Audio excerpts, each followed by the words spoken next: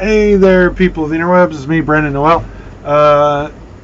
This is Saturday morning cartooning. I draw cartoons and talk about kind of what's going on, the importance of that character, and just having a little fun. Still trying to figure out the format of the show. I kind of like the two cameras. We'll see how this plays out. Maybe might rearrange some lighting in the office or something. But June 2nd, Wonder Woman came out. So all this month I'm just doing Wonder Woman sketches. I did a Super Friends Wonder Woman, and then I did a Justice League Wonder Woman. This Wonder Woman is more from the comics. You have a little fun here. I liked this design. This was redesigned early 2000s, somewhere around there, or late 2000. I want to say 2010. Not entirely sure. But it was a widely considered a failure of a redesign because it didn't last all that long. I liked it. This is the leather jacket cladded Wonder Woman. My one complaint with the leather jacket cladded Wonder Woman is it just reminded me a little too much of the 90s Superboy, but I loved the 90s Superboy, so like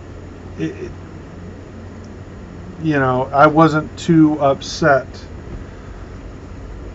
that they were, it just felt like the short jacket was kind of a like it felt like, oh, we need to edge up Wonder Woman, put her in a jacket, like a biker jacket. It's like that's kind of what you did for Superboy, like in the 90s. They just wanted to edge him up, and so they just put him in a jacket.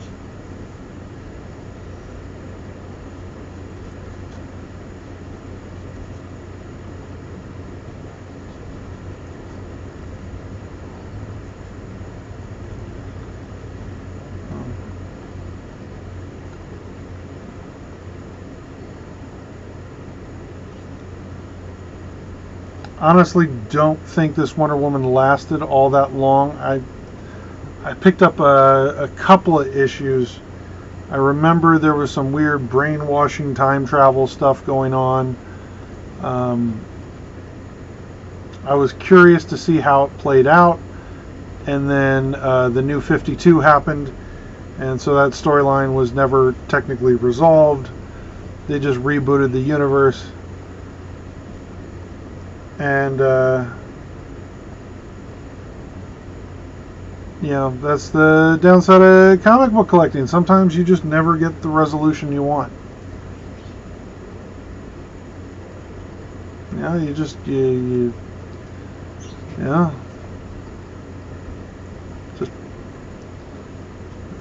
follow a story, and if you're lucky, they won't cancel the book on you.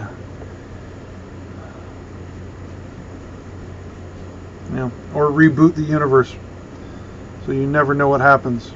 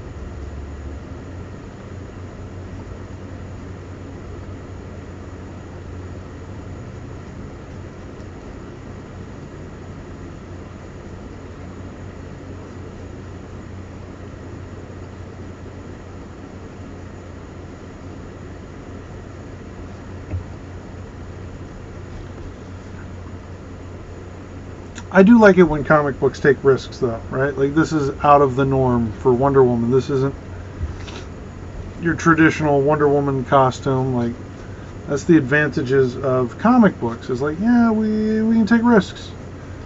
We can kill Archie. We can, put Wonder Woman in a leather jacket for a while.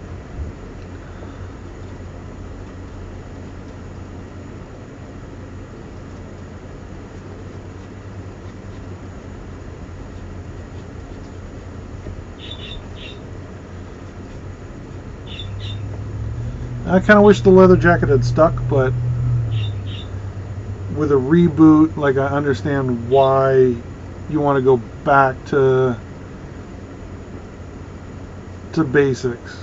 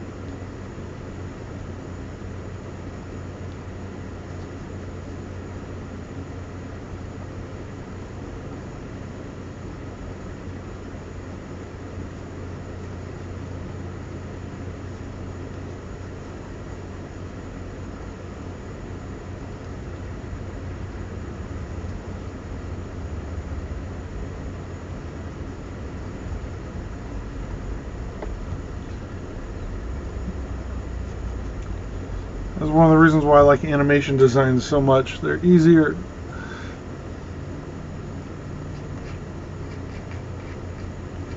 Of course, if you go back to the early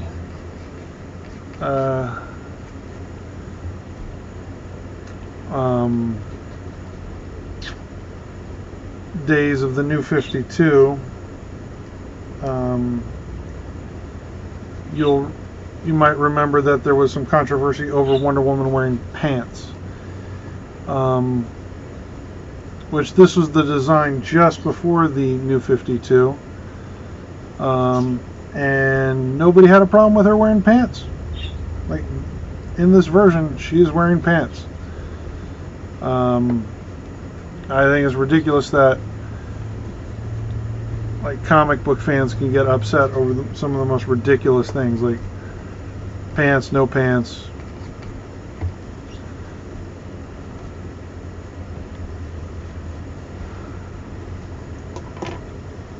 You know?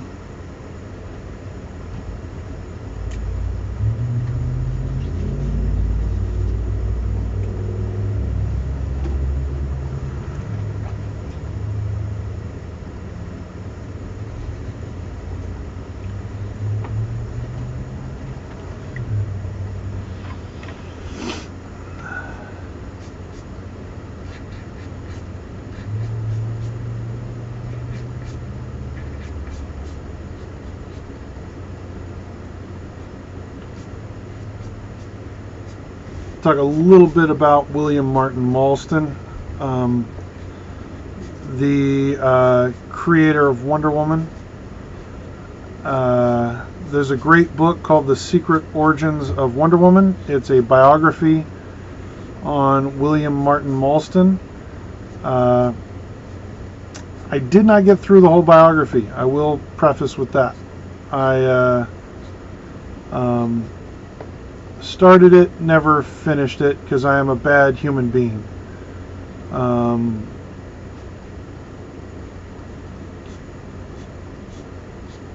But it's a really interesting guy. He was a scientist and psychologist, and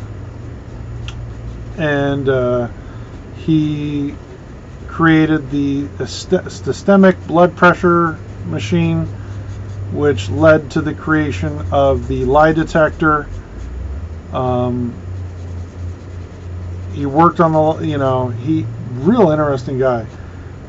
If you're a Scientologist, the cans that they use in the whatever weird testing thing. He invented those and sold the patent to L. Ron Hubbard. Guys had a weird, just, I just connected Wonder Woman to Scientology and L. Ron Hubbard. But just real interesting guy.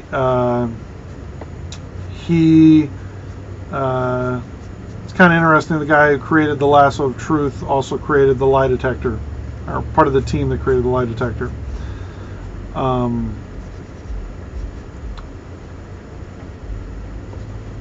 He got his job at DC Comix by complaining. I believe he wrote a letter in some magazine calling out DC Comix for not having a female hero, and he kind of attacked the whole medium for not being progressive enough.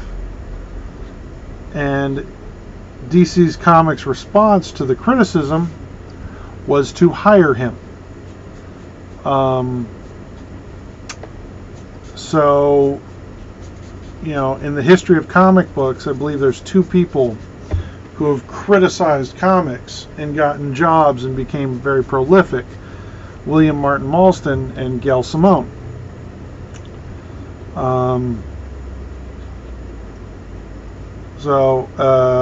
Just a forewarning: if you're going to criticize comics in a public forum, you better have the skill set to back up that criticism. Because I'm willing, a lot of people would not have their skill sets to write the way they did, and still do in Gail Simone's case. But just kind of interesting, because she would have a pretty big run on Wonder Woman.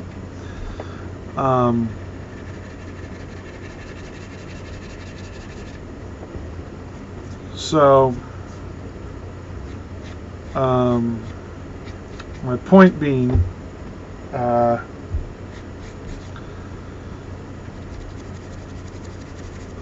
they hired him because he was calling them out, saying you're not doing anything for female readers, and there's potential here. There's cynical people will say they hired him because he was a high-profile scientist, and at that time the Comics Code, it wasn't, they were not necessarily under attack, but it looked good having a psychologist or a scientist on staff.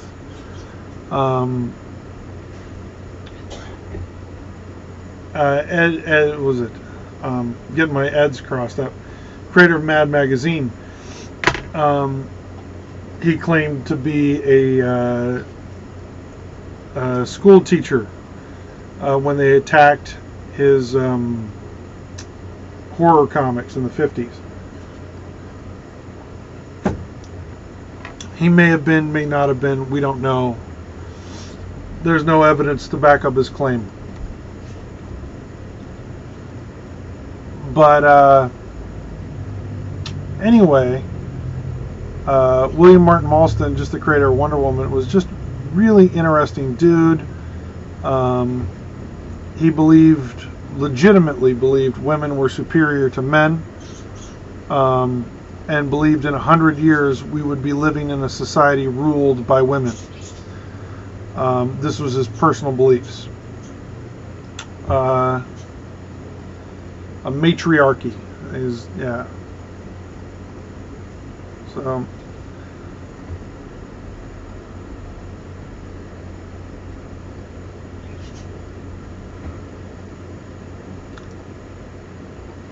but basically early school feminist, and it's kind of nice to know that, like, even back then, feminism was part of Wonder Woman's DNA.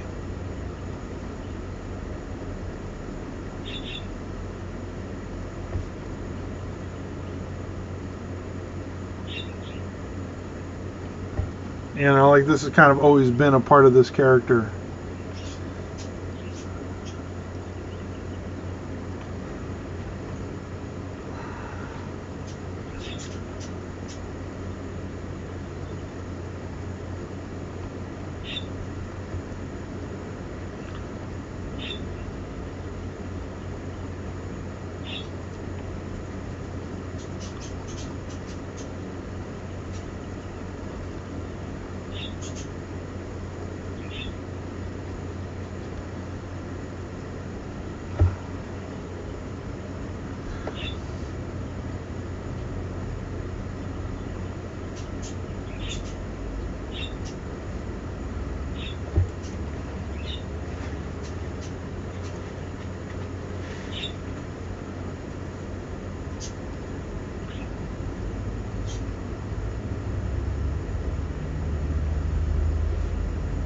I forget the issue number, but like the first issue of Wonder Woman I ever read, weird comic. It had her holding a food tray like she was a waitress. And I think for a brief time in that comic she was working as a waitress. She's trying to hold down a real world job. And the demon shows up, of all characters, which is Etrigan the demon is out of control, and that costs her job because she's got to go quit to go handle the demon, which was, I believe, my introduction to Etrigan the demon. It's a weird comic. I got it in a I forget what they called them. I'm just brain dead right now. But you used to go to the comic store and you'd buy just packs of unknown comics. A grab bag, that's what they were. You just buy a grab bag. And I loved buying the grab bags because for like $5 you got like 6 or 7 comics. And you never knew what you were going to get. I collect the Marvel 2099 series to this day because I got a lot of 2099s back in the grab bag day eras of comics.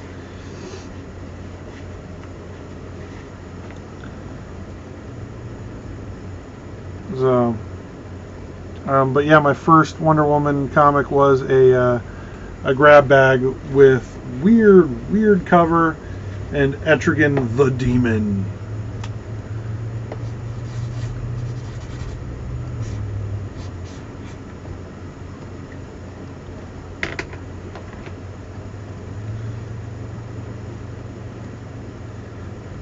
Like I said, I like this design. I wish it stuck around a little bit longer. I don't recall being all that impressed with the storyline. Anytime you take away a superhero's memories, you're kind of playing with fire. You know, sometimes it works, sometimes it doesn't.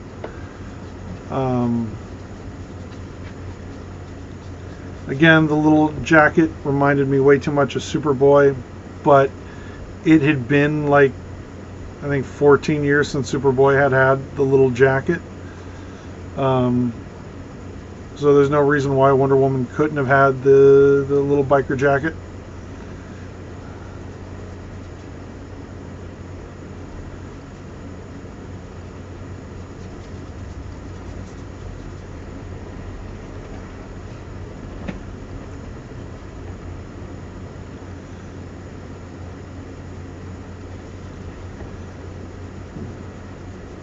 I wish I should have looked up the issue numbers, just so you could have had that available. Like, oh yeah, I wanted to go down a rabbit hole of weird Wonder Woman.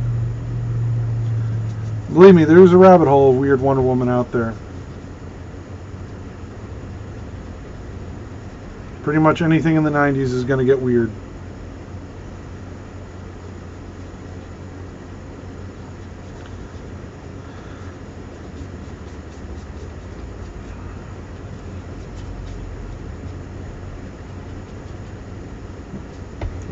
there you have it. The leather-clad Wonder Woman. Have a good day.